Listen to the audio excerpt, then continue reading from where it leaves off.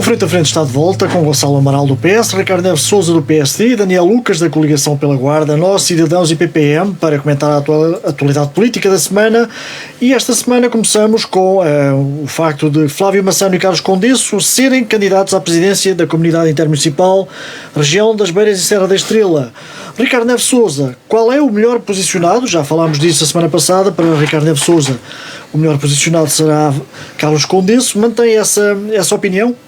Mantenho, com certeza que sim, mas antes de continuar, deixem-me só cumprimentar todos os presentes, cumprimentar também todos aqueles que nos ouvem. Obviamente que mantenho e insisto no mesmo nome com que eu tinha avançado na semana passada, até porque neste momento Carlos Condesso, se formos fazer contas daquilo que é a representatividade partidária e que é a força que neste momento apoia Carlos Condesso, o PSD tem 8 câmaras contra 7 do Partido Socialista, mais outros independentes e de outros movimentos. E, portanto, nesta aritmética, embora por uma margem pequena, Carlos Condesso tem toda a vantagem. Portanto, tem a vantagem de mais uma Câmara. Obviamente que depois também concorre para esta eleição o número de pessoas que fazem parte de cada concelho. Temos que ver, por exemplo, a Covilhã, que é o concelho mais populoso da CIME, logo aí tem uma clara vantagem de cerca de 10 mil pessoas em relação à Guarda. 10 mil não digo, mas para aí algumas 6 mil terá em relação à Guarda. E, portanto, aí pode anular alguns daqueles concelhos que não tenham tanta população. Não, mas eu quero acreditar que se todos os intervenientes neste processo eleitoral, que são os autarcas de cada um desses concelhos, se cumprir aquilo que é a sua obrigação partidária, ou aqueles que não são filiados, pelo menos, da força pela qual foram eleitos, eu não tenho dúvidas em poder avançar que Carlos Condesso será o vencedor. Claro está que as vantagens de Carlos Condesso, maioritariamente, são haver um alinhamento estratégico com o governo, a nível das políticas, e, portanto, isso pode se repercutir no próprio território, gerando mais-valias. Mas assim, poderá ser o intermediário, digamos, ideal para... Se calhar é um interlocutor que tem governo, mais facilidade para chegar ao governo. Obviamente que não é uma condição determinante. Outros autarcas haverá que também têm acesso ao governo. Aliás, o governo não fala só para aqueles que são da cor, portanto, o governo fala para toda a gente e para todos os autarcas. Mas parece-me até por uma questão de alguma ancestralidade no conhecimento com as pessoas que estão no governo, julgo que Carlos Condesso terá mais facilidade. Agora, obviamente que se a escolha for outra, por exemplo, se for Flávio Massano, aí... presumivelmente, pelo facto de se apresentar como independente, poderá haver, se calhar, mais alguma equidistância em relação a algumas políticas. Agora, o que é certo é que se a escolha recair sobre Carlos Condesso, haverá um maior alinhamento estratégico com aquilo que são as diretrizes governativas. E, Ricardo, deve-se manter o modelo de mandato dividido entre dois presidentes da CIME, Beiras e Serra da Estrela, como tem acontecido até agora, ou haver apenas um presidente para um mandato de 4 anos, por exemplo? Eu defendo que deve haver um presidente apenas para um mandato. Vamos lá ver uma coisa. Quando nós dividimos um mandato por 2 presidentes diferentes, podemos correr o risco de não haver, muitas vezes, um alinhamento estratégico naquilo que são as propostas. Um pode pensar de determinada maneira e depois o outro vem e desfaz ou não concretiza aquilo que foi iniciado no primeiro mandato. E depois também lembremos que é uma questão de timing. Hoje em dia, 2 anos, julgo que não é um tempo suficiente para projetos, muitas vezes dilatados no tempo, como são aqueles que fazem parte das CIMES. Portanto, são projetos a médio e longo prazo, que exigem timings completamente diferentes de outros projetos de curto prazo e, portanto, convém que a pessoa que assuma a liderança dessa entidade que a mantenha por alguns anos também para poder dar continuidade ao seu projeto. Portanto, havendo só um presidente garante representatividade desse mesmo presidente, ao fim e ao cabo, se houver mais presidentes, as prioridades podem mudar-se ao longo do mandato e isso não é benéfico para o território. Por exemplo, se a presidência for bicéfala, muitas vezes, até em termos de previsibilidade para os projetos, dilui-se um pouco essa previsibilidade e também, vamos ser francos, muitas vezes também há perda de tempo na passagem de pelouro e na redefinição de agendas, portanto, do ponto de vista administrativo também pode criar alguns bloqueios. Por isso, aquele que ganha assume a presidência durante o mandato de 4 anos e depois, ao fim de 4 anos, os pares entenderão se deve haver continuidade ou se a própria pessoa também tem disponibilidade para isso, e depois far-se-ão novas eleições. Agora, eu julgo que seria benéfico para todo o território, independentemente de quem seja o vencedor, haver uma presidência para 4 anos e não repartida por 2-2, como tem acontecido. Gonçalo, qual será a posição do PS nesta matéria, na eleição do presidente da Assembleia das Beiras de Serra da Estrela, uma vez que está numa posição minoritária no Conselho Intermunicipal, porque tem menos autarcas? Vai optar por um social-democrata ou por um independente, na sua opinião? Bom dia, Luís, bom dia a todos, bom dia também aos nossos ouvintes. Em primeiro lugar, queria só aqui registrar realmente que o nosso colega Ricardo Neves Sousa repensou um bocadinho as palavras que disse aqui na semana passada, onde era muito mais parentório. Agora, afinal, o Governo agora já fala com todos, já tem uma relativa importância ter o número de telefone dos ministros no telemóvel, mas efetivamente o que me leva aqui a pensar um bocadinho e também pegando um bocadinho nesta questão, são 2 presidentes durante 2 anos, ou um presidente durante 4 anos. Eu volto a dizer um bocadinho aquilo que disse a semana passada. A CIM é um instrumento de distribuição de fundos comunitários. É por isso que ela serve e foi por isso que ela foi criada. Não as teríamos. Foi basicamente porque a União Europeia nos obrigava a ter uma organização a nível de NUT 2 para poder distribuir NUT 3, aliás, para poder distribuir esses fundos, que elas foram criadas, e é para isso, apenas isso, só que elas servem. O que nos leva a entender também que os fundos europeus necessitam de uma parte de autofinanciamento e muito do que se decide na própria CIM acaba por ser muitas vezes cada Câmara Municipal ver até onde é que tem capacidade de ir na execução dos fundos comunitários que estão disponíveis. Ou seja, eu acho que o Presidente por si, e pelo menos pelo que temos visto até agora, é uma figura muito mais ilustrativa do que executiva, não é? Tivemos inclusivamente agora esta questão da pediatria, que já lá vamos hoje também, temos que falar desse assunto de certeza, não é? Que a CIM não levantou uma palavra, sendo que praticamente todos os conselhos da CIM são servidos, todos, os do Distrito da Guarda, são servidos pela ULS da Guarda, e a CIM não preferiu, que eu tenho ouvido, uma única palavra na defesa da reposição da verdade, sobre o nível de qualificação da pediatria. O Presidente da Câmara da Guarda até apaziguou um bocadinho a coisa na entrevista que deu à Altitude da semana passada, que já disse, como estamos em um momento de transição, é normal que a CIM não se tenha pronunciado. Eu não acho que é normal. Efetivamente, o Presidente da CIM neste momento já nem é Presidente de Câmara para o caso de Gouveia, né? Mas não quer dizer que tenha terminado as suas funções e que a CIM tenha deixado de existir durante agora um mês, desde as últimas eleições autárquicas até à nova eleição do Presidente. Portanto, eu acho que estamos a dar aqui também, se calhar, até um bocadinho de relevância a mais a quem será o próximo Presidente da CIM, em vez de dizermos qual é que será a estratégia do próximo Presidente da CIM.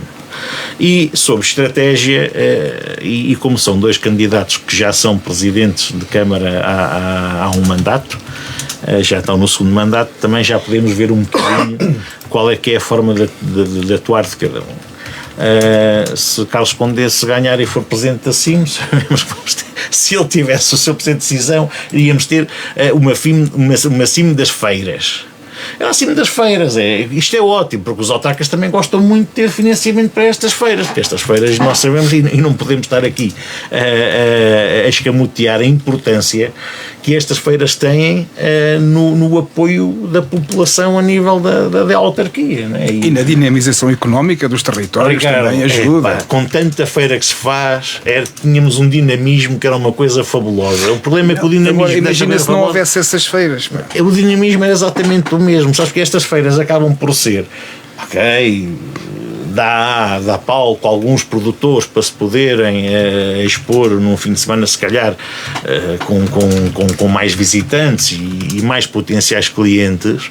Admito que poderá ser feito até algum negócio para além da venda direta a um consumidor final. Poderá haver algum negócio de distribuição, alguma coisa que seja feita em alguma destas feiras. No entanto, eu volto a achar que, para além de terem uma pequeníssima dimensão, ou seja, não terão um alcance que se calhar nestas feiras gostariam de ter, não é? Eu acho que é uma coisa organizada a nível local.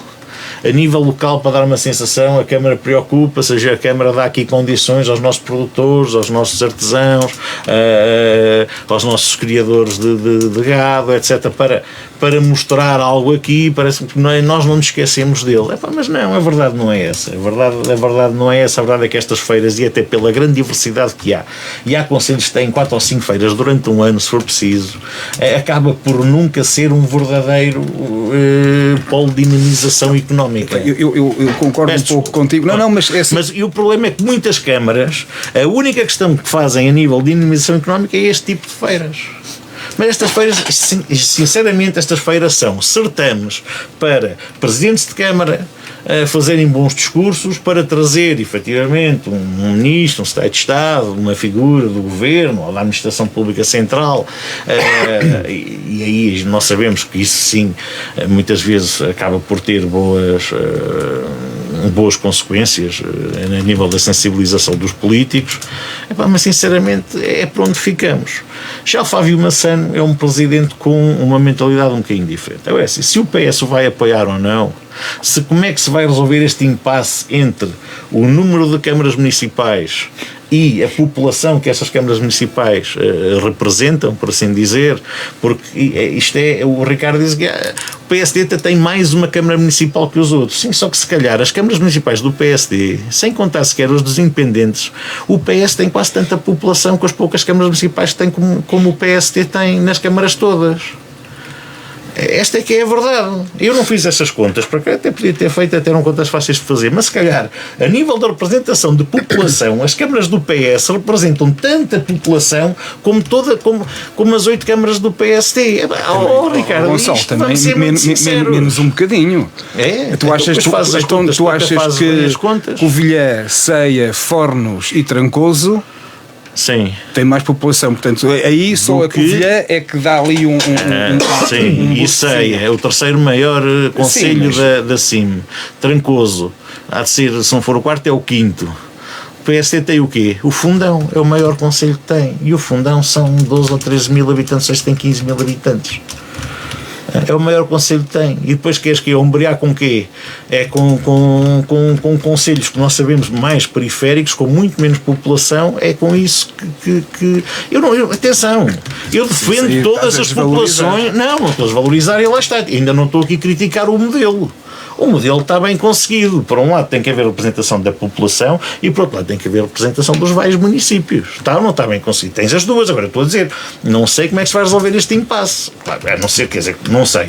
Imagino que seja com diálogo. Pronto, é o que eu posso dizer. De resto, eu não estou aqui mandatado por nenhum partido, como já na semana passada disse, não estou aqui mandatado pelo PS para fazer campanha, até porque a campanha feita aqui não seria Gonçalo, mas há uma coisa que vais ter que concordar comigo, independentemente da posição do PS, o facto de não ter candidato próprio e apoiar um candidato supostamente independente, olha que até já veio das fileiras do PSD, quer dizer, é sintomático daquilo que se está a passar na família socialista, quer dizer... Isso eu sei que tu gostarias que isso fosse verdade. Isto é uma coisa para tu refletires como socialista, quer dizer, mas o PS não tem candidato próprio. Os presidentes e os autarcas do PS, isso te garanto, né, e conheço-os a todos, felizmente, são pessoas que vão lutar e defender muito bem, tenho a certeza, todos eles muito bem, só um é que está a repetir, os outros são todos novos, mas tenho a certeza que vão defender todos muito bem as suas populações e os seus conselhos. Sim, entregando a responsabilidade num independente sem qualquer ligação ao Partido Socialista. Pronto, sem precisarem, é uma visão. como eu te disse, Ricardo, sem precisarem de estar a tentar,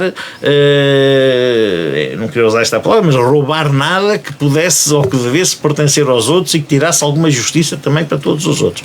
Eu acho que os presidentes de Câmara do PS são pessoas muito razoáveis e farão uma boa escolha. E essa escolha, mas se essa escolha for Carlos Condesse, o problema de Carlos Condesse é que parece que realmente, como tu estás a dizer aqui, vem defender a fileira do PSD.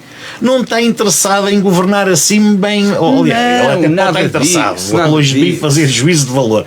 Mas parece que o intuito não é esse. O intuito é, não, o PSD tem força, tem mais câmaras, tem que ficar à frente assim. E se calhar, às vezes, por causa dessas posturas um bocado prepotentes, uma prepotência dada por um resultado eleitoral, é que às vezes as coisas não evoluem como deviam evoluir. Compreenderá, se fosse ao contrário, vamos imaginar, teoricamente, que era o PS que tinha mais câmaras que o PSD. Eu achava que era perfeitamente legítimo um Presidente de Câmara do Partido Socialista ter esta ambição, mas com certeza que sim. Mas eu não tive legitimidade. O CDS ou de outro partido qualquer. Ricardo, não tive legitimidade a Carlos Condesse de querer ser. Estás a dizer, não, pelo facto do PSD ter mais câmaras, para agora 20%, não, acho que é uma coisa perfeitamente natural. Quer dizer, quem tem mais câmaras...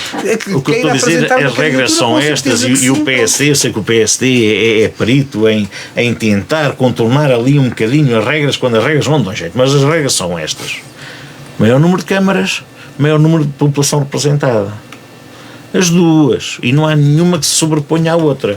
Portanto, estamos propriamente num impasse, e esse impasse terá que ser resolvido, e tenho a certeza que será resolvido da melhor maneira. A bem de todos, mas pode haver esse choque político para a eleição do Presidente, ou seja, do PS optar pelo candidato independente por uma questão de fazer oposição ao PSD? Não sei se será para fazer oposição ao PSD, será realmente por convicção que isto, eu vou-te a dizer, eu não tenho nenhuma posição pública do PS em relação a esta situação, não há um único comunicado, não houve comissões políticas recentemente. Poderá ter havido reunião de secretariado, mas não há propriamente uma posição pública do PS a dizer o PS ou os presidentes de Câmara do PS apoiarão Fábio Massano. Pronto, isto realmente é o que sai na comunicação social e é algumas sensibilidades que se vão ouvindo, poderá ser verdade, não digo que não, no entanto, não há propriamente aqui clubismo. Há mistura, parece-me a mim. Se poderá, as pessoas têm que compreender que assim, nem todos temos de estar orientados para a mesma forma de agir e forma de estar na política. E se o PS entender, os presidentes de Câmara do PS entenderem, todos eles, ou parte deles, ou seja quem for, que devem apoiar um candidato ou outro, têm legitimidade para o fazer. Agora, pronto, vamos ver. Agora, eu estou na expectativa. Quanto ao modelo, deve ser um presidente também para um mandato e não dividir o mandato por dois presidentes? Volto a dizer, acho que isso é uma situação de sumenos importância. Aliás, sendo o presidente a dividir, ou sendo o mandato dividido entre dois presidentes, até poderá ser, lá está, uma das soluções para este impasse que eu estava a dizer. Havendo aqui, efetivamente, dois blocos, partindo do princípio que há aqui dois blocos, cada um com mais força de um dos lados, poderá perfeitamente um bloco governar, ficar a liderar assim durante 2 anos e o outro ficar assim a liderar durante 2 anos. Não sei, não estou por dentro das negociações, obviamente. Não. Daniel, sobre esta matéria. Bom dia, Luís. Bom dia, Ricardo. Bom dia, Gonçalo. O Daniel Taz também era adepto de que fosse Sérgio Costa avançar com uma candidatura. Não, tenho pena. Relativamente a isso, tenho alguma pena não haver mais candidatos. naturalmente, podia ser Sérgio Costa, acho também do PSD há uma boa candidata e seria uma mulher, acho que também a Daniela Capelo, sendo até a única do distrito como mulher autarca, seria bastante interessante. Eu acho que ambos, tanto o Flávio como o Carlos Condeisso têm experiência política, mais recente o Presidente Manteigas, ambos com capacidades locais de gestão que também já mostraram, portanto, localmente. Penso que o Carlos Condeisso é um grande estratega político no seu todo, portanto, tem essa experiência toda, e concordo com o Gonçalo quando diz que Flávio Massano pode trazer realmente aqui uma modernidade e uma visão diferente para cima, portanto, com uma visão também mais económica, portanto a área dele também de informática, que já tínhamos visto, pode trazer para aqui, portanto para a região, outro tipo de dinâmica, portanto para a nossa região e sim, portanto neste momento, apesar de que ambos, e eu também não estou mandatado para defender nem um nem outro, portanto nem tenho grande interesse nisso. Eu acho que o importante é que quem ficar deve ficar a pensar na região e eventualmente também ambos têm mais tempo, que são municípios mais pequenos, portanto também percebo esta dinâmica, mas por outro lado também podiam se preocupar muito mais de dar aqui esta dinâmica e movimento ao seu município. Bom, enfim, será a decisão deles, portanto, aí não me choca nada também eles quererem se candidatar, mas penso que o perfil do Flávio, portanto, poderá ser muito interessante se isto vier a acontecer. Se também for o Carlos Condeisso, portanto, também ficará bem servido, portanto, acima, mas também acho que não pode pensar nesta situação desta entrada direta, como o nosso amigo Ricardo disse na outra vez, pronto, e claro que mudou agora o discurso e bem, portanto, porque não é por o fato de ter ali uma entrada direta no governo, portanto, que será mais fácil de desenvolver, pelo contrário, até fica aqui um pouco mais pés e mãos atadas, como se costuma dizer, peço desculpa esta expressão, porque se o governo continuar a não financiar e a cortar estes projetos, fica com uma imagem, acho que bastante negativa, não é? Portanto, eu acho que também não será bom para ele e seria muito mais vantajoso ele nem ir a jogo, penso eu. Relativamente à parte da governação, eu concordo também com os colegas, eu acho que ou serão mesmo para os 4 anos, portanto, ou então 2 em 2 anos, terá de haver eleições, que acho que é chato, né? Portanto não deve ser estrategicamente, não deve ser... O que tem acontecido nos últimos mandatos é divisão, é logo no início do mandato escolher um presidente para 2 anos e outro presidente para os 2 anos finais. Mas lá está. Não haver nenhuma surpresa. Mas a questão é, se estes dois, portanto, provavelmente os candidatos, se têm a mesma visão, não faz sentido dividirem. Então basta um. Tem que chegar a um acordo. Portanto, só se eles tiverem aqui um pensamento e uma estratégia, uma visão totalmente diferente para a região, aí tem que lutar para ver quem é que fica. Mas se eles tiverem ambos a mesma visão, a mesma estratégia, portanto, para a região, não faz sentido estar a dividir, seja o que for. Portanto, esta acho que é a minha posição relativamente aos mandatos. Ora, Ricardo? Há bocado o Gonçalo aflorou de leve uma coisa que eu acho que é extremamente importante, que é qual é que é a estratégia para a CIM. Claro. Porque quando nós olhamos para um território, e um território que até, apesar de não ser muito grande, é dispar, perguntarmos assim, como é que nós queremos que este território seja daqui por 10, 20 anos? É que nós aqui temos desde a indústria do conhecimento, como a universidade e como o Politécnico, a indústrias altamente tecnológicas, como é o caso da Altran no Fundão. Temos a fileira do vinho no norte do distrito. Temos a componente de produção industrial, como é o caso da Coffee Cab e outras fábricas na Guarda. E, portanto, olhando para tudo... e temos a questão do turismo na Serra da Estrela. Portanto, e o que é que nós vamos escolher como prioridades para nos desenvolver estrategicamente? E quem está à frente de uma CIM tem que ter esta visão integrada do território e dizer assim, o caminho é este. E todos os municípios, cada um na sua justa medida, têm que contribuir para este desidrato. E, portanto, faz falta... quem for o próximo presidente da CIM ter esta vertente e este cunho estratégico no sentido de saber as valências do território, o que é que a conjuntura europeia e mundial, para onde é que nos está a empurrar e como é que nós podemos, de algum modo, contrariar tendências que se começam a instalar, designadamente a da perda populacional. E, portanto, Mas se precisa, eventualmente, de um presidente assim, Beiras e Serra da Estrela, visionário e reformista. Eu acredito nisso. Sim, acima de tudo. o Flávio, não sei se tem acompanhado, eu vou acompanhando algumas coisas que ele vai desenvolver até em Manteigas, portanto, sobretudo na parte do turismo, porque nós sabemos que será o turismo e a parte social será o que nós devíamos apostar aqui mais no interior, claro que outras coisas também.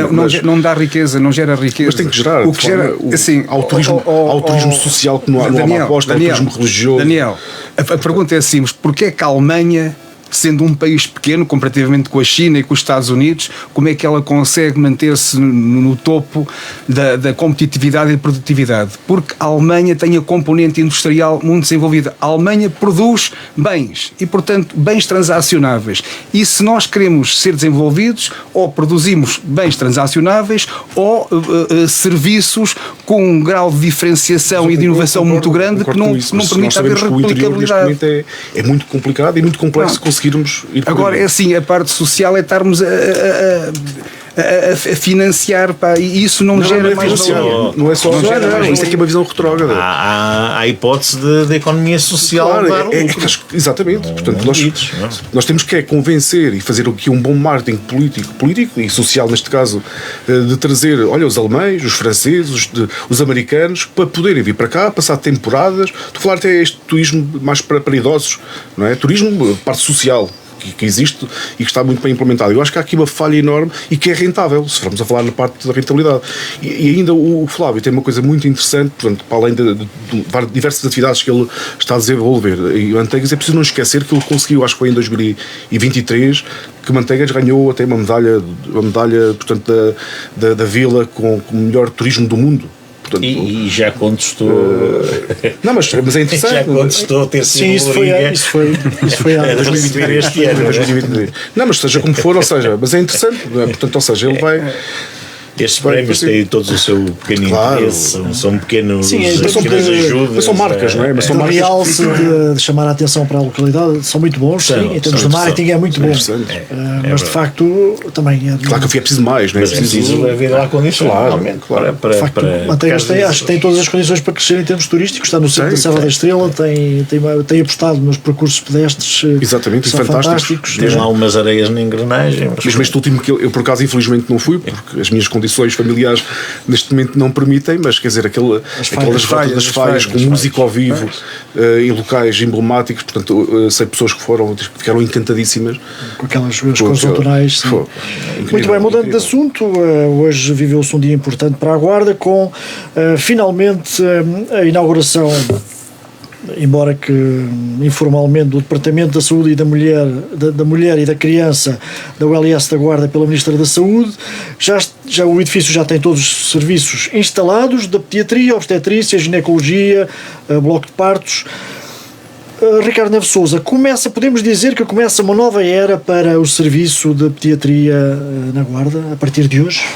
Bom, aliás, os serviços já estavam a funcionar, hoje digamos que foi o corta-fita oficial. Mas no fim de semana foram transferidos os serviços, exatamente. Sim, mas a pediatria já estava lá a funcionar. Mas, portanto, hoje podemos dizer que foi dado o primeiro passo para a afirmação da Guarda como uma grande potência da saúde na beira anterior e, por que não dizer, em toda a região centro. Muitas vezes, nós as pessoas da Guarda, não sei se tem a ver com a nossa resiliência a todas as contrariedades que se nos deparam, mas nós somos pessoas humildes e como pessoas humildes que somos, muitas vezes não valorizamos aquilo de bom que cá temos e que muitas vezes até é superior àquilo que se faz em noutras regiões. E falo concretamente em vários serviços e valências da ULS da Guarda que não são muito faladas, não são propagandeadas, mas que são serviços com muita qualidade e que prestam atividades à população com muito valor. E, por isso mesmo, eu julgo que a OLS da Guarda e tudo aquilo que lá é desenvolvido merecia ser publicitado de uma forma muito mais assertiva. Essa era outra questão que tinha Mas, sobre este ou tema. seja, eu afloro aqui de uma forma ligeira, depois já lá vamos. Obviamente que hoje, com a inauguração oficial do Departamento da Saúde Materno-Infantil e do Adolescente, deu-se um passo muito grande na afirmação de toda esta estrutura, porque, ao fim e ao cabo, a Guarda demonstra, por um lado, ter capacidade instalada, portanto, tem instalações, equipamentos e profissionais ao nível de topo do melhor que se faz em Portugal.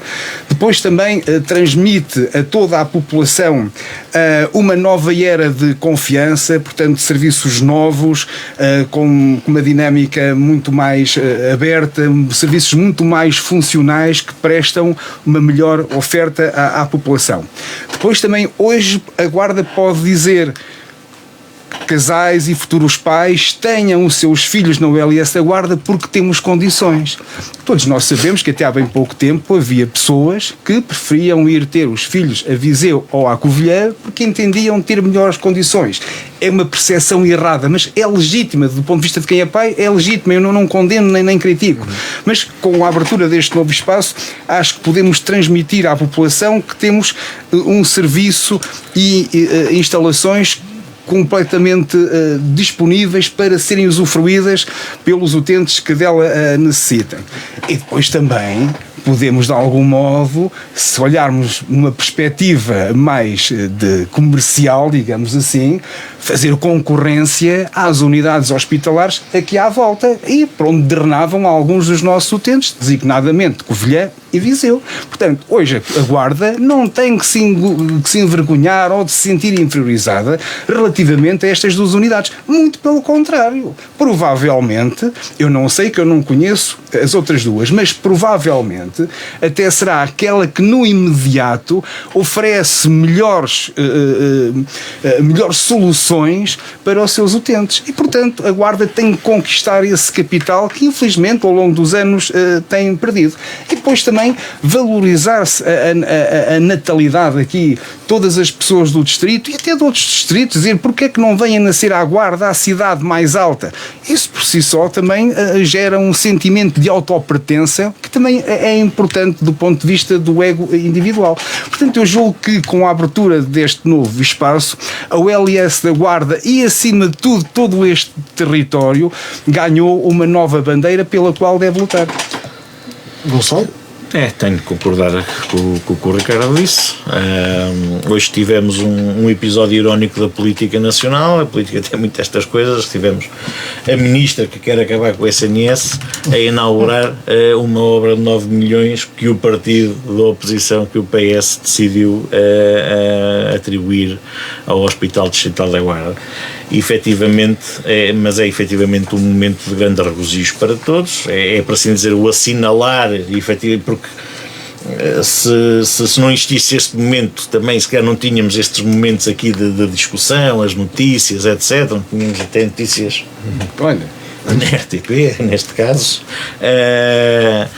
ou seja, conseguimos realmente entrar aqui um bocadinho pelos olhos e pelos ouvidos das pessoas e que neste momento podem começar a construir uma imagem de que o Bloco de Partos e a Pediatria, a Obstetrícia e a Pediatria da Guarda são ótimos, porque são, por todas as razões que o Ricardo já disse, desde físicas a humanas, são ótimos e se calhar é um bom sítio para ir ter o meu filho, a minha filha, porque realmente tem todas as condições de acompanhamento. É claro que isto, a OLS tem poderá ter um grande papel aqui, né? Que caber-lhe-á em primeira instância fazer com que essa ideia continue a crescer e continue cada vez mais a enraizar-se na cabeça das pessoas, que às vezes nós andamos na era da percepção, né? E aí é verdade, o Ricardo disse, isto era mais a percepção, nós podíamos ter instalações um pouco antigas, no entanto o Bloco de Partos em si era ótimo, tinha ótimo material, os profissionais são ótimos, os equipamentos também eram bons. Exatamente, os equipamentos eram bons. Era só a infraestrutura física do hospital em si que era um pouco mais antigo. Os olhos também comiam. Não era frio, não tinha falta de higiene, não tinha falta de condições, ela tinha tudo. Agora, realmente as paredes, Esteticamente não era assim a coisa mais atrativa. Exatamente. Mas chovia lá dentro. Só se fosse já nos últimos tempos. Sim. Quando fui pai, já foi há uns anos também, a última vez. A nível estrutural, as condições eram miseráveis. E o que nos valia realmente era o corpo de médicos e de enfermeiros e auxiliares. Portanto, acho que isso é que fazia com que houvesse aqui. As pessoas ainda irem. Agora é verdade, isto que o Ricardo diz, quando as pessoas, nomeadamente de Sabugal, aqui do sul do Conselho da Guarda, de Manteigas, muitas delas iam ter os filhos à Covilhã, Ceia, Aguiar da Beira, Fornos, iam para Viseu, e agora se calhar podemos inverter isto, claro, inverter isto até porque o Hospital da Guarda o Hospital da Cova da Beira não conheço muito bem, mas em relação ao Viseu, o Hospital da Guarda é muito mais agradável até para fazer uma visita ou para vir a uma consulta externa. Pronto, é mais moderno, neste momento temos ótimas instalações, mais modernas, e é agradável até na parte do estar, até muito mais comparado com o de Coimbra, por exemplo, não é? Onde, pronto, em casos mais graves nós temos que ir, mas também já com os peso dos anos, continua a ser um bom hospital, claro, com certeza que inspira confiança, mas pronto, ou seja, hoje em dia o Hospital da Guarda é muito mais agradável, sinceramente. Estamos a falar de coisas boas, felizmente, que é a natalidade, é 99% das vezes um momento de grande alegria, onde as pessoas ficam contentes por vir ao hospital, ao contrário de quando é uma doença, não é? E isso pode realmente fazer com que continuemos a ter mais gente a vir para cá nascer. Agora, as câmaras municipais também poderão ter um papel nisto, principalmente a Câmara Municipal da Guarda, que será a Câmara Municipal mais interessada que o Bloco de Parte se mantenha aqui, porque está cá, sendo que, obviamente, todo o norte do distrito também deverá ser bastante interessado, e uma parte porque assim, é que é mais perto. E uma parte assim também tem que se preocupar. Sim, pois, mas aí assim, claro, é difícil tomar posição de um lado e do outro, não é? Mas efetivamente há uns tempos atrás, a nível da Junta de Freguesia da Guarda, debateu-se um apoio à natalidade e à primeira infância. Sim, e fez-se um regulamento e tudo, e eu na altura o que eu disse internamente entre nós, membros da Assembleia de Freguesia do PS, foi que não devia ser muito mais longe. Quando nós pensamos que, ao darmos algum apoio aos residentes na nossa área administrativa para virem ter os filhos aqui ao Hospital da Guarda, eu acho que esse é o apoio que nós menos precisamos.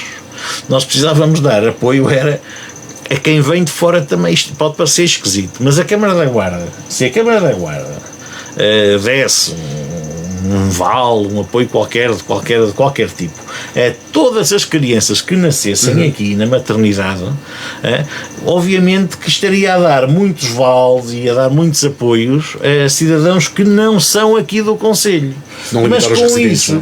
Mas com isso iria conseguir que, tendo mais partos ao longo prazo, só que o autarca só pensa em 4 anos, ou em 12 no máximo, não pensa no longo prazo. Mas no longo prazo poderia evitar com que realmente chegássemos a um ponto e dizer assim: qual é que é a maternidade aí de vocês as três, é que tem menos partes, que é que vai fechar já, não é? Ou sim, qual é que tem mais? Hoje foi referido na cerimónia que a saúde, quantidade é qualidade.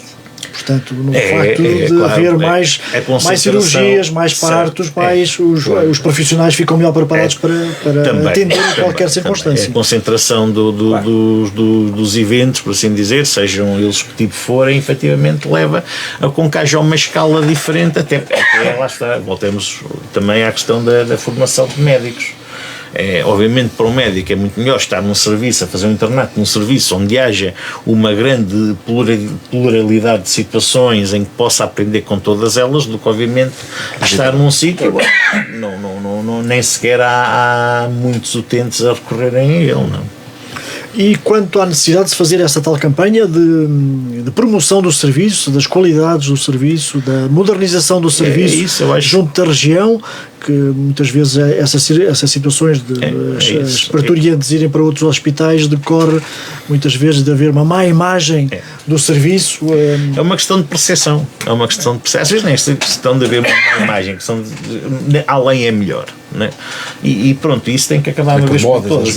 Mas não é um trabalho que agora se faz com uma campanha, é um trabalho que se tem que fazer ao longo do tempo, com muitas atividades, muitas medidas e muitas campanhas também. E não podemos ficar só com a pediatria, com a obstetrícia e com o bloco de partos, né? Temos que dar o salto para o resto. As valências que ainda temos, eu felizmente algumas não conheço muito bem, porque não conheço casos de pessoas que tenham sido internadas ou tenham feito tratamentos em algumas delas, felizmente, mas daquilo que eu conheço, e conheço alguns casos bem críticos até, né? E as pessoas estão contentes por serem atendidas no Hospital da Guarda. É o que eu digo, o único ponto fraco que o Hospital Hospital da Guarda tem é as instalações, que algumas ainda continuam a ser, portanto, aqui no chamado comboio, né? Que é o edifício mais antigo. Aliás, hoje a diretora, a Presidente do Conselho de Administração da ULS, pediu à Ministra apoio e algum compromisso para a requalificação do pavilhão 1, mas obviamente a Ministra nada disso ainda. Claro que não, até porque nós vimos o que é que aconteceu em 2015, né? Portanto, pagámos em indenizações e em manutenção do estaleiro à construtora que estava aqui a fazer as obras, metade quase do valor que custariam fazer as obras do pavilhão 1 para elas pararem. Pronto, portanto, mas isso já são outros tempos que eu nem quero voltar a pensar que voltemos a ter parecidos. Mas foi a prenda que o PSD nos deu quando a PAF governou Portugal, foi essa, gastou metade do valor da obra, foi gasto a rescindir o contrato para construir a obra. Portanto, é assim, pronto, acho que aconteceu com a Via Ferra, aconteceu com outras coisas. Pronto. Daniel, hoje é então um dia histórico para a Guarda, com esta cerimónia formal de inauguração do Departamento da Saúde da Mulher e da Criança na Guarda. Sim, acho que nós estamos os três de acordo, portanto, uma união, e acho que é importante porque estamos com o foco do que é os melhores serviços e qualidade para a Guarda, portanto isso acho que é bonito também de se ver, naturalmente.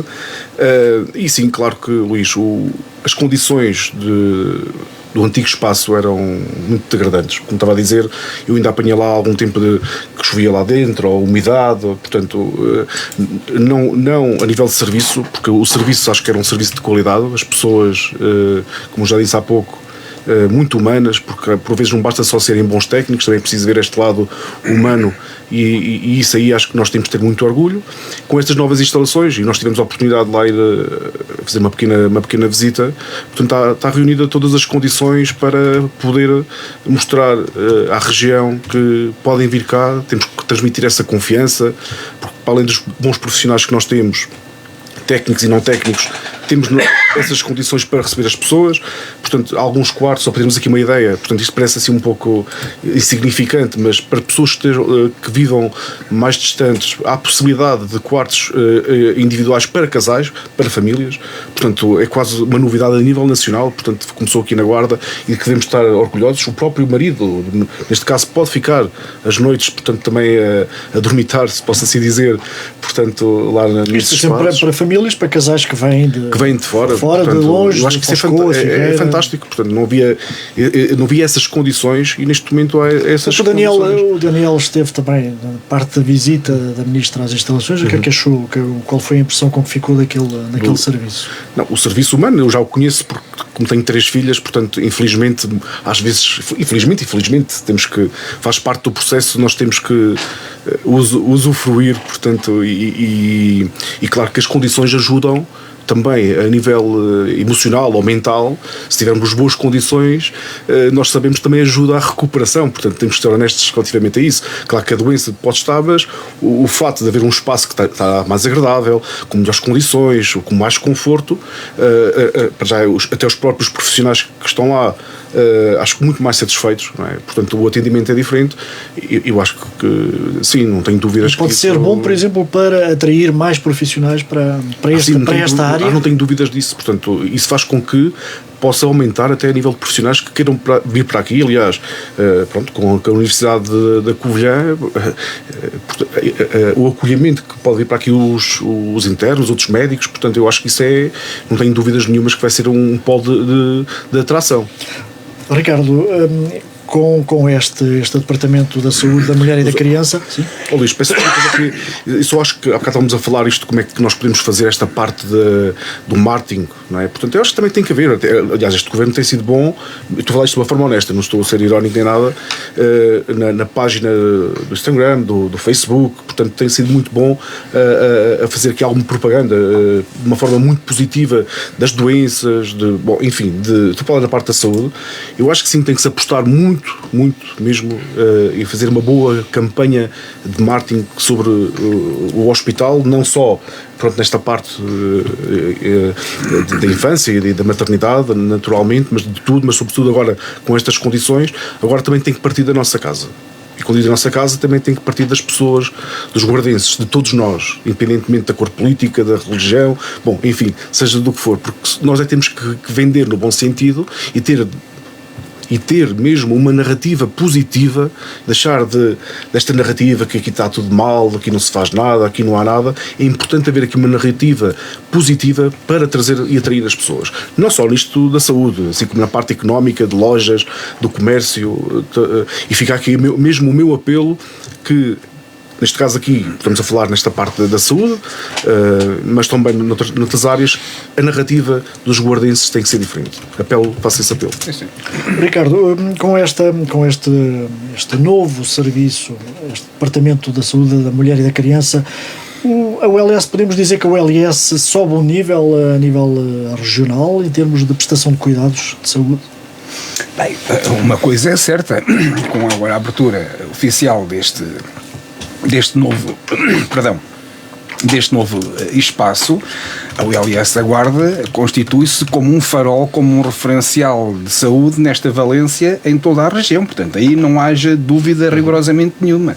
Seja pela qualidade das instalações, dos profissionais, dos equipamentos, a própria agradabilidade do espaço. Portanto, hoje eu tive a oportunidade de acompanhar a visita da Sra. Ministra e, efetivamente, até passei lá em sítios onde nunca tinha passado. Alguns já, com alguma frequência, agora ali nunca tinha passado.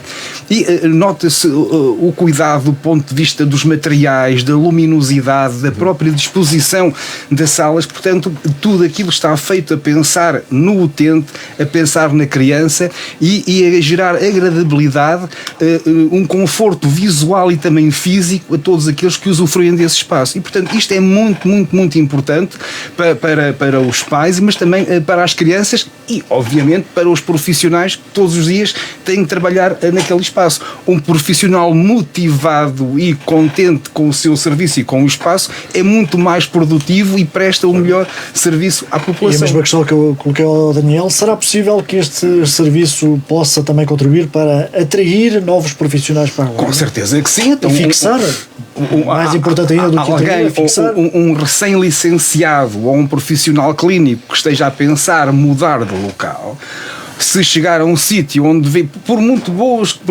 que sejam os colegas, quer dizer, mas se o espaço está degradado, está a cair, tem bolor, cheira mal, quer dizer, isso cria logo uma repulsa imediata na pessoa. Agora, se é um espaço agradável, com luminosidade, amplo, arejado, quer dizer, serviços com serviços bem dimensionados, com uma estrutura funcional bem gizada, claro que isso cria uma apetência natural nesse profissional para desejar trabalhar ali em detrimento de outro lado. E, portanto, acho que tudo isto contribui de uma forma decisiva para a melhoria dos cuidados de saúde prestados à população, mas também reforça a atratividade do próprio serviço. E repara, e no caso de um parto, é uma coisa completamente diferente de uma urgência. Eu, se estiver a ter um princípio de AVC, eu não vou mentalmente, ora, então a urgência que eu vou, a divisão é engraçada, a da Pilha não é mal, talvez a da Guarda, quer dizer, eu não vou estar ali decidida para a urgência, vou ao que estiver mais perto, estou à rasca, quero é que me tratem do meu problema. Agora, um parto permite uma certa previsibilidade, ou seja, a pessoa pode escolher qual o serviço onde quer ir, onde quer que a criança nasça, e, portanto, acho que havendo aqui um exercício promocional por parte da OLS da Guarda, realçando portanto, estes pontos fortes, e que são muitos, esta diferença, eu julgo que isso pode ser proveitoso para a entidade, o LS, mas também para toda a região. Gonçalo, o PS... Pelo menos é ao governo do PS que se deve este investimento na requalificação do pavilhão 5, mais de 8 milhões de euros, e também se deve a um movimento fundado, ou que teve origem em militantes do Partido Socialista, que era o MASMI, não é? O Movimento de Apoio à Saúde da Mulher e da Criança. Sim. Saúde infantil, materno-infantil da Guarda, que promoveu uma petição pública que reuniu mais de 19 mil assinaturas e foi levada ao Parlamento. Portanto, o PS também tem aqui um cunho neste projeto. Não, é a questão da decisão de fazer a obra, é como todas as que temos tido aqui, principalmente a nível da saúde na Guarda, foi do PS, claro. Porque apenas e só o PS é que tem que tomar decisões dessas. Mas em relação ao MASMI, claro, também não podemos deixar de dar uma palavra de grande apreço. Houve vários militantes do PS e pessoas muito ativas ligadas ao PS e também do PSD. É o que eu ia dizer, na sua Constituição, mas também muita gente do PSD e até penso também de outros partidos que se juntaram. Eles durante, nem sei bem quanto tempo, mas durante mais de se calhar 2 anos, se calhar, tiveram uma ação mais vincada, fizeram todas as diligências possíveis aqui na Guarda e em Lisboa, onde também sempre foram bem recebidos pelos vários partidos, aliás, a nível do PSD também, que foi uma das deputadas, também foi uma grande ajuda para a ação do MASMI. Portanto, é um ótimo exemplo. É um ótimo exemplo do que os cidadãos em geral, independentemente de serem mais próximos ou militantes de um partido ou de outro, podem fazer, e às vezes é tempo muito bem empregue, porque há pessoas que às vezes, se dessem o seu tempo mais bem empregue, realmente por causas como esta, uma causa realmente muito necessária, muito edificante, importante para todos, e que ouso dizer que a grande maioria das pessoas que constituem o MASMI se calhar já nem são as pessoas que mais utilizarão este novo departamento da mulher e da criança no antigo pavilhão 5 do hospital, mas efetivamente são avós. Pois, se calhar mais enquanto avós, mas já não enquanto pais, não, se calhar, né? Mas é isso, é verdade. E efetivamente é de registro. E espero que esse movimento não acabe, porque lá está, também poderá ter um papel importante naquilo que estávamos a dizer, a hora de manter esta imagem de serviço de qualidade e excelência aqui na Guarda. Vamos aos acontecimentos da semana, Daniel. Só para arrematar aquilo que o Gonçalo disse, eu acho que aqui, claro que deve-se muito ao PS, também ao PSD, mas sobretudo ao PS, mas aqui acho que não devia importar a parte de política. Há uma necessidade, portanto tem que ser feito, e a questão é essa que é a grande verdade, até porque isto é uma frase um pouco batida, mas enquanto há vida há esperança, não é? Isso, há nascimentos, há esperança, e isso é que é o mais importante e que devemos ter em conta, mais do que realmente se foi o partido A ou se foi o partido B, com todas as coisas que eles fizeram, e claro que a importância que têm os partidos, e são importantes naturalmente.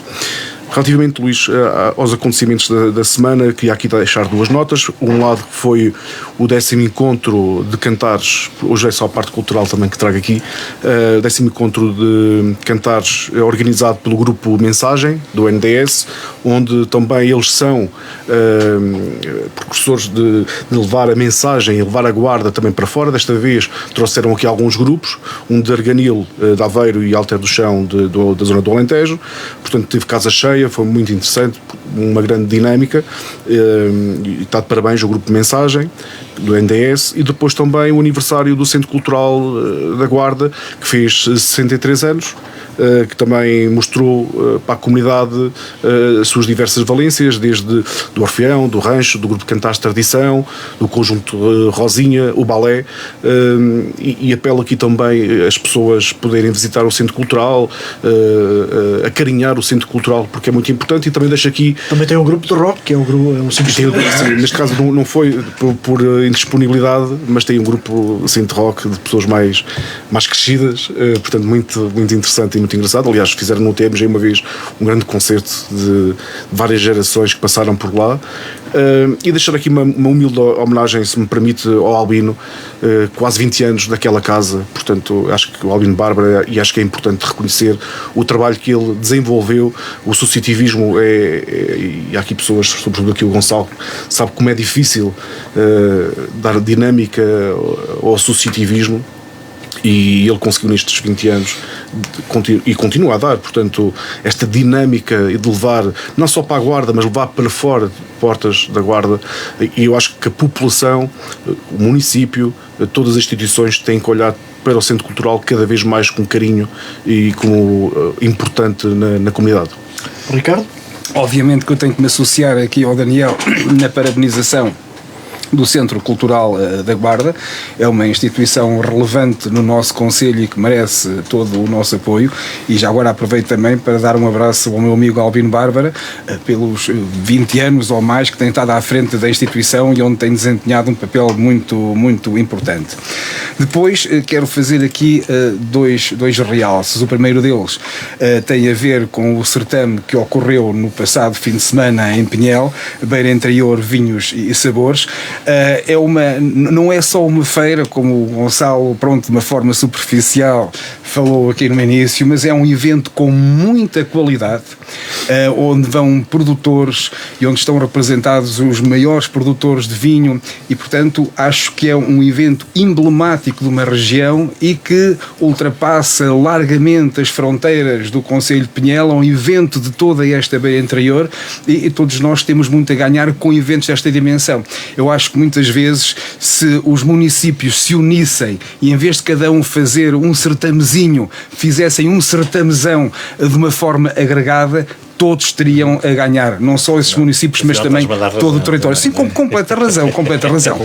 E por último, tenho que deixar este que é o principal realce, os 826 anos da Guarda, que vão ser comemorados no próximo dia 27, quinta-feira, e portanto acho que é um evento emblemático. Não é qualquer cidade que chega com os 826 anos, é uma das cidades mais antigas de Portugal, e portanto a Guarda, apesar da sua vetusta idade, tem que se reformatar, ser jovem no pensamento e afirmar-se como o principal motor cultural, económico e social de toda esta região. Gonçalo? Eu também trazia aqui muitos do que já foi falado aqui, até no resto do programa. É o mal de quem fala em último. Não, mas não faz mal, não faz mal. Mas isto é para dizer que tivemos uma semana e um fim de semana particularmente ativo. Estamos em novembro, que para mim é o pior mês a nível de clima aqui da nossa região. Para mim é o pior. Não, é mais frio, mas não é pior. É pior novembro, embora com a chuva, com tudo, e não só, e vimos, ainda estávamos habituados um bocadinho ao calor, não é? Pronto, em janeiro já estamos à espera de muito frio e de neve que nunca vem, e assim. Pronto, mas efetivamente nós tivemos realmente, desde essas feiras regionais, à qual também quero dar o devido destaque, à feira dos vinhos e sabores da Beira Interior, porque eu acho que esta fileira produtiva do vinho é efetivamente uma aposta que tem que ser de futuro da Guarda e da região, porque embora a Guarda, para o centro da Guarda, nós infelizmente quase não temos vinha, temos alguma vinha aqui no norte do concelho, ali em Vilas da Ribeira, na Aldeia Viçosa não há qualquer coisa. Agora também há alguma na Aldeia Viçosa. É claro que isto com as novas tecnologias, o conhecimento e os estudos que são feitos a nível do vinho e das várias castas vai dando para isto, mas efetivamente o vinho tem que ser encarado a nível regional, até porque nós temos uma região demarcada de dividida até, que até tem muita regra pelo meio. Portanto, temos a região Beira Interior Norte e a Beira Interior Sul, embora seja só uma denominação.